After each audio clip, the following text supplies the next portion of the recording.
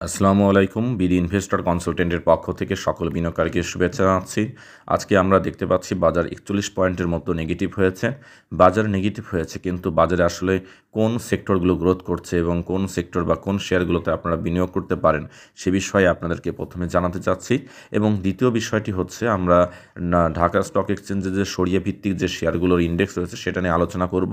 এছাড়া বিভিন্ন শেয়ারের কিছু ফান্ডামেন্টাল অ্যানালাইসিসও থাকবে, যে শেয়ারগুলো আগামী সপ্তাহ থেকে শুরু করে চলতি সপ্তাহ এবং আগামী সপ্তাহ ভালো হতে পারে। প্রথমেই আমরা আলোচনার মধ্যে আপনাদের দেখাতে চাই বাজারে লেনদেনের পরিমাণটা ভালো, অর্থাৎ আজকে 796 কোটি টাকার লেনদেন হয়েছে। যথারীতি এই লেনদেনের পরিমাণ গত দিনের চেয়ে প্রায় বেশ খানিকটা লেনদেন বেশি হয়েছে। আপনারা এইবার আমরা যদি দেখার চেষ্টা করি টপ গেইনের মধ্যে যে সমস্ত শেয়ারগুলো রয়েছে, আমরা দেখতে পাচ্ছি ইসলামী ব্যাংক এবং SIBL অর্থাৎ সোশ্যাল ইসলামী ব্যাংক, এবং পরে চতুর্থ নম্বরে রয়েছে আপনার ইসলামী ফাইন্যান্স। এই সমস্ত ব্যাংক এবং আরেকটা যদি আমরা দেখার চেষ্টা করি তাহলে আপনারা আরেকটা দেখতে পাবেন, সেটি হলো ICB ইসলামী ব্যাংক, অর্থাৎ ইসলামী বা শরিয়া ভিত্তিক শেয়ারগুলোর একটা বড় ধরনের উত্থান বা সেগুলোর ভালো অবস্থান তৈরি করেছে।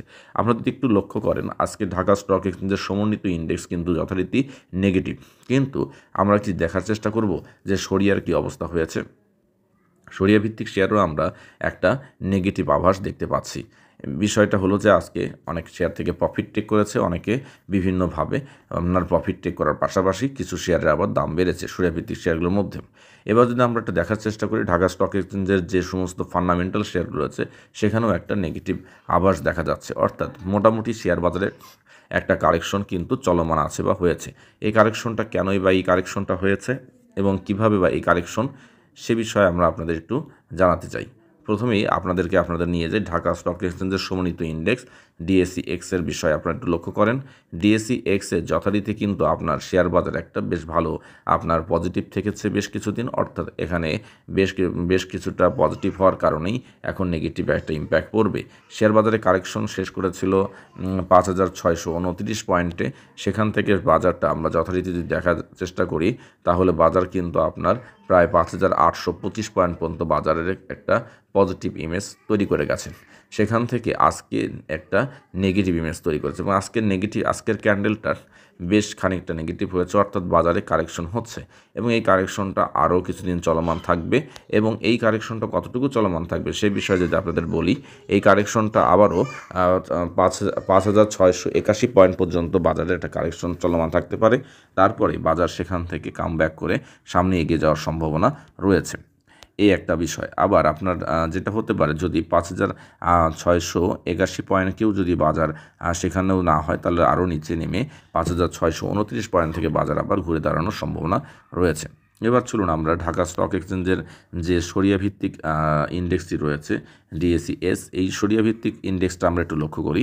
আজকেও কিন্তু এখানে পজিটিভ একটা ইম্প্যাক্ট আমরা দেখতে পাচ্ছি, আজকেও পজিটিভ, কিন্তু পজিটিভ হলেও আজকে যথারীতি এই শরিয়া ভিত্তিক শেয়ারগুলোর মধ্যে আপনার দেখার চেষ্টা করেন এটা 3000 মানে 1309 পয়েন্ট পর্যন্ত পৌঁছে গিয়েছিল, কিন্তু বাজার ক্লোজ করেছে 1293 পয়েন্টে।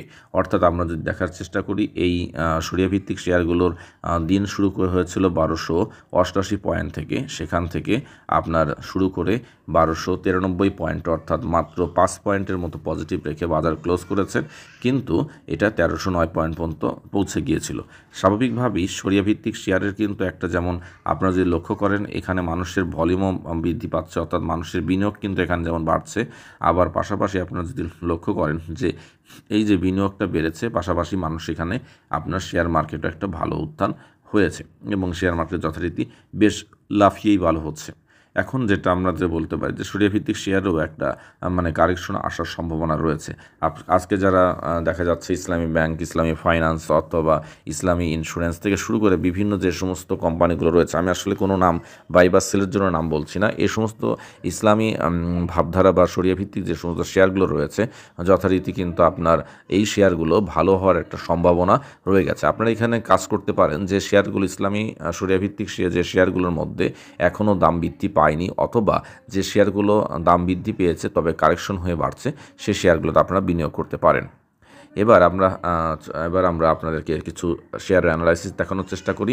ইসলামী ব্যাংক বাংলাদেশ লিমিটেড, এটা আপনার বেশ খানিকটা লাফিয়ে বৃদ্ধি পাচ্ছে। এখানে আপনারা দেখতেই পাচ্ছেন যে মাত্র 38 টাকা লেভেল থেকে, অর্থাৎ যদি দেখার চেষ্টা করি 38 টাকা 50 পয়সার লেভেল থেকে এই শেয়ারটা কিন্তু যথারীতি কিন্তু আমরা দেখতে পাচ্ছি এই শেয়ারটা বৃদ্ধি পাচ্ছে হলো এখন 70 টাকা 40 পয়সায় রয়েছে। আজকেও সেটা হল্টেড হয়েছে। এখন এটা কত দূর পর্যন্ত যেতে পারে, আমরা যদি একটা মান্থলি চার্ট নিয়ে এসে দেখাই, এই শেয়ারটা কিন্তু তার যে নিকটতম রেজিস্ট্যান্স ছিল, অর্থাৎ নিকটতম রেজিস্ট্যান্স যদি আমরা দেখার চেষ্টা করি এই শেয়ারের ছিল হচ্ছে 49 টাকা, সেটাকে ক্রস করে সামনে এগিয়ে আছে।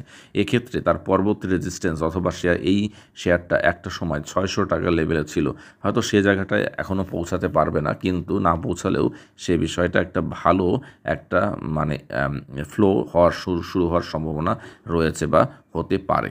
এই একটা হওয়ার সম্ভাবনা রয়েছে। কেন হতে পারে বা কিসের জন্য হতে পারে একটু যদি দেখার চেষ্টা করেন আপনারা, যদিও বা ভলিউমের পরিমাণে যদি একটু খেয়াল করেন, এই সময়গুলোতে যে পরিমাণ লেনদেন হয়েছে, লেনদেনের গ্রাফে কিন্তু উপরে ছিল, কিন্তু সেই লেনদেনের পরিমাণটা এখনও ওখানে পৌঁছায়নি যদিও বা। তবে আপনার একটা বিষয় যে একটা সময় 600 টাকার লেভেলে ছিল বলে যে 600 টাকার লেভেলে যাবে এমনটি না, তবে একটা ভালো হবে এই কারণে যে এই শেয়ারটি, এই কোম্পানিটি বিশেষ করে তাদের পরিচালনা পর্ষদ পরিবর্তনের সাথে সাথে বিভিন্ন ধরনের সুখবর তাই কোম্পানির জন্য যেমন আসছে বা এই ব্যাংকের জন্য আসছে। আর সত্য কথা বলতে গেলে সাধারণ মানুষের কাছে এই মানে স্টকটার প্রতি বা এই কোম্পানিটির প্রতি আপনার যথারীতি ভালো একটা সুনাম তাদের রয়েছে, বিধায় কিন্তু এই কোম্পানি ভালো হতে পারে। এখন এর যদি ফান্ডামেন্টাল আমরা অ্যানালাইসিস করি বর্তমানে, সেক্ষেত্রে যদি আমরা দেখাই, ইনস্টিটিউটের হাতে আছে 73% শেয়ার, ফরেনারের হাতে আছে আপনার 17.9% শেয়ার, এবং আমরা দেখতে পাচ্ছি পাবলিকের হাতে রয়েছে মাত্র 8.6% শেয়ার। অর্থাৎ খুব স্বাভাবিকভাবে আপনারা যদি একটু লক্ষ্য করেন এই শেয়ারটা যে ভালো হচ্ছে এবং যে ভালো হবে, এবং সেক্ষেত্রে যে সমস্ত ইনস্টিটিউট রয়েছে তারা কিন্তু এই শেয়ারটা সংগ্রহ করছে।